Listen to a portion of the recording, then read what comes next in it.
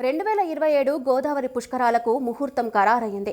2027 June 26 నుంచి July 7 వరకు 12 రోజుల పాటు గోదావరి పుష్కరాలు జరగనున్నాయి. ఈ మేరకు ఆంధ్రప్రదేశ్ ప్రభుత్వం గెజిట్ నోటిఫికేషన్ విడుదల చేసింది. తిరుమల తిరుపతి దేవస్థాన ఆస్థాన సిద్ధాంతి తంగిరాల వెంకటకృష్ణ పూర్ణప్రసాద్ అభిప్రాయాన్ని ఏపీ దేవాలయ శాఖ పరిగణలోకి తీసుకుంది. గురుడు సింహరాశిలో ప్రవేశించే ఏడాదిలో గోదావరి నదికి 12 ఏళ్లకోసారి పుష్కరాలు వస్తాయి. 2015లో జరిగిన గత గోదావరి పుష్కరాలకు రాజమండ్రికి 3 కోట్ల మంది భక్తులు పుణ్య స్నానాల కోసం వచ్చారు. ఇక 2027 నాటి పుష్కరాలకు 8 కోట్ల మంది వరకు వస్తారని అంచనా వేస్తున్నారు.